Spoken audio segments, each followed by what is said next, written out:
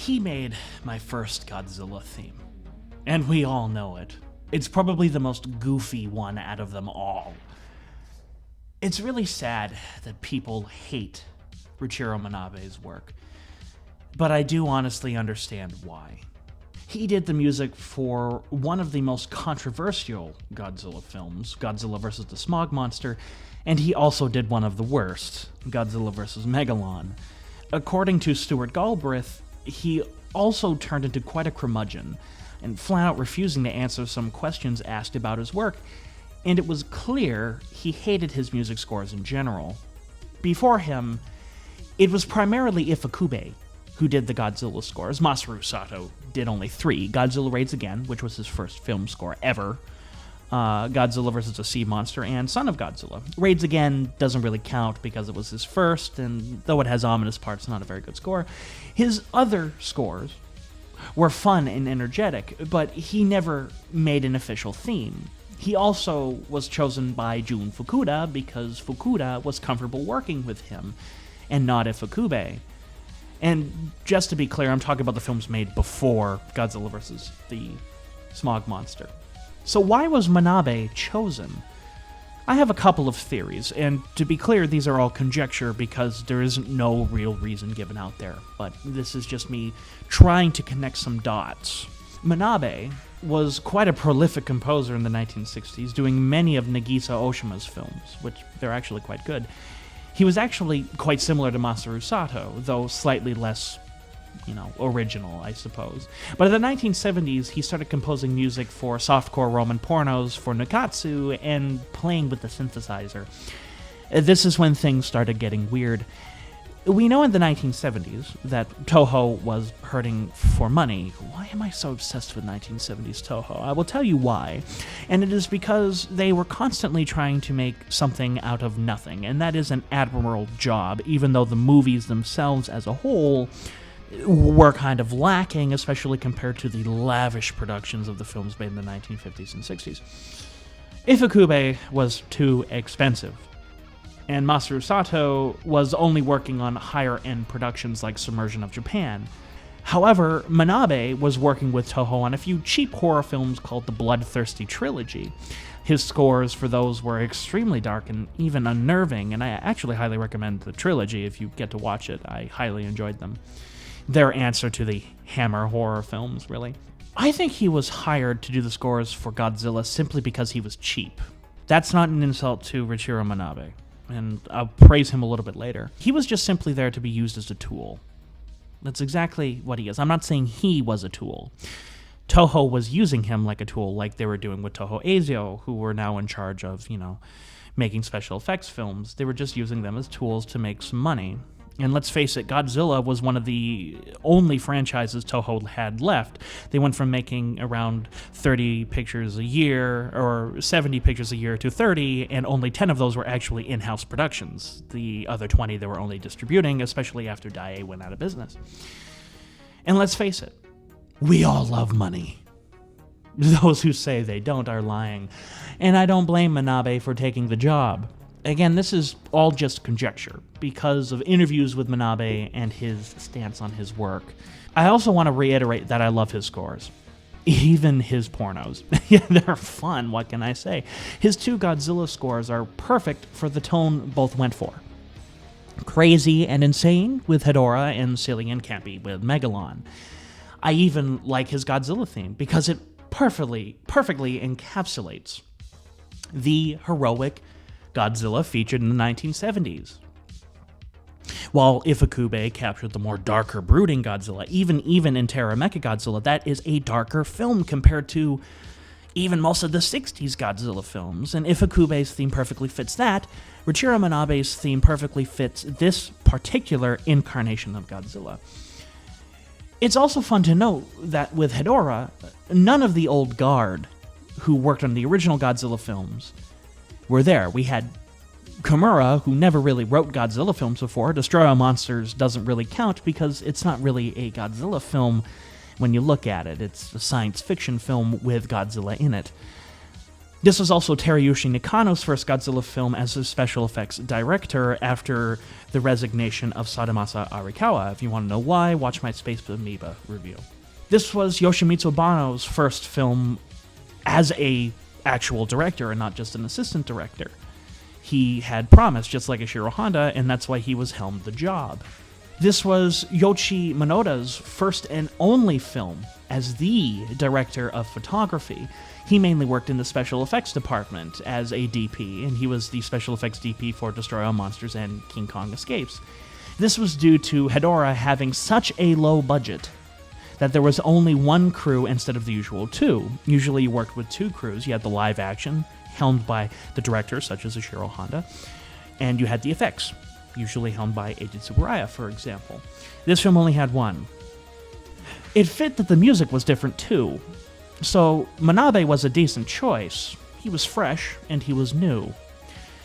Going back to how his score fit the movie they were featured in, Hedora is just crazy, and his score features that. Manabe also had nothing to work with. There was simply no money for an orchestra like Ifukube or Masaru Sato. The only reason why those other films had money for a better score was because they actually had slightly more money. Godzilla vs. Mechagodzilla and Terra Mechagodzilla were the only two that actually had a sufficient enough budget that they could actually go in and record some music. Godzilla vs. Gigan, they saved a buttload of money by recycling all of Ifukube's music from previous tokusatsu and other Toho films. And then Godzilla vs. Megalon was treated very similarly to what happened on Godzilla vs. Hedorah. He had to rely on electronics as a result, and I believe this was a genius move. The insanity of Hedorah was developed out of the poverty of the film. They only had 35 to make this movie, period. Let that sink in. And wasn't it Eiji Tsuburaya who said himself, our creativity was born out of our poverty? Same thing happened here. Manabe chose to keep things quiet instead of brash, which was a giant contrast to composers like Ifukube and Masaru Sato. With the exception of Godzilla's theme, of course, and a couple of Hedorah cues, particularly in the beginning. For example, the scene where Hedorah flies through a building has no sound effects at all. It is completely silent and creepy as all hell.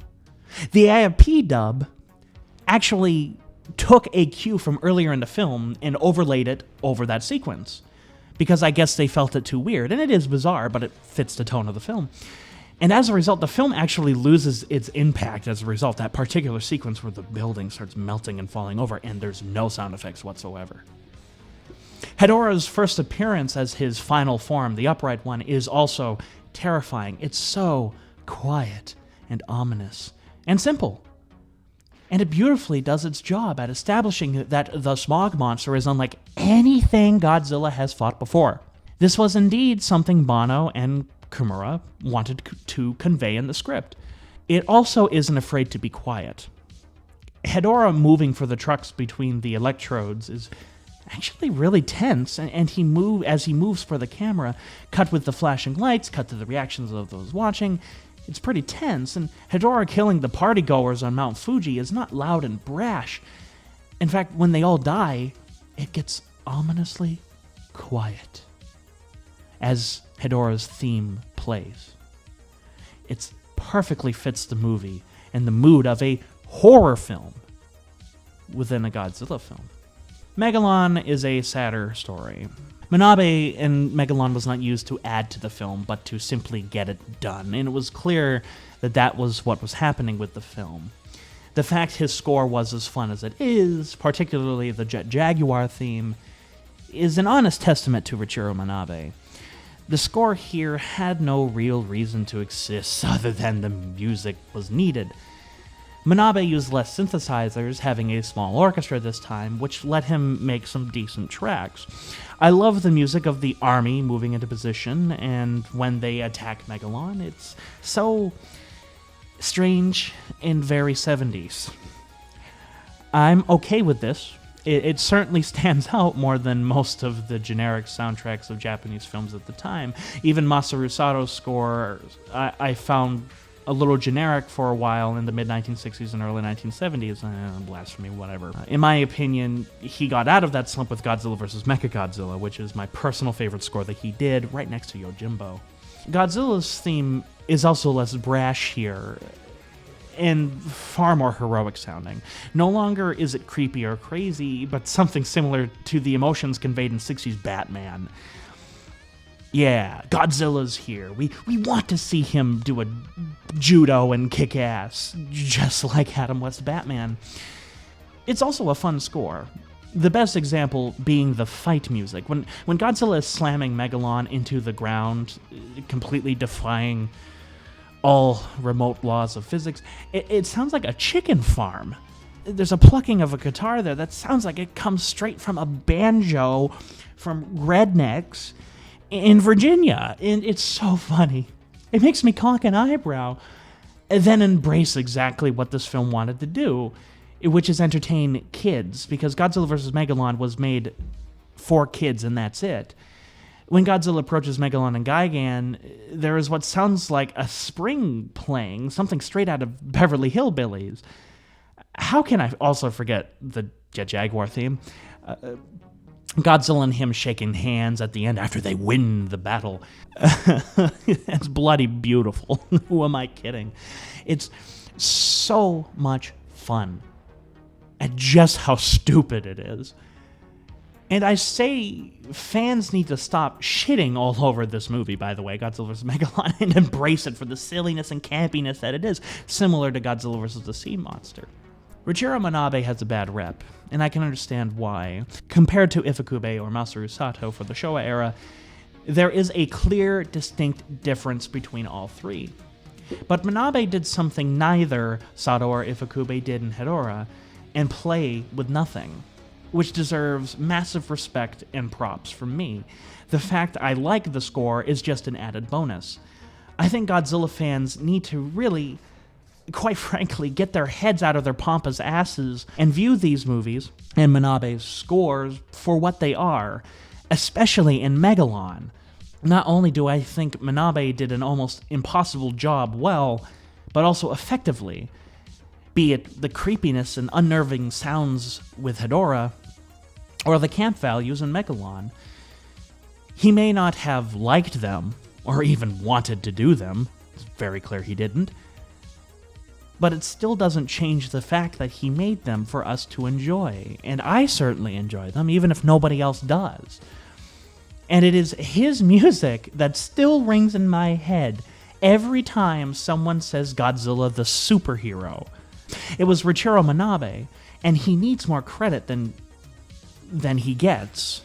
So in the end, follow my website, follow AN Productions on Facebook for all up-to-date information of what we're doing there. Stay tuned for more videos, hit the subscribe button, and join Geeks for Geeks if you wish.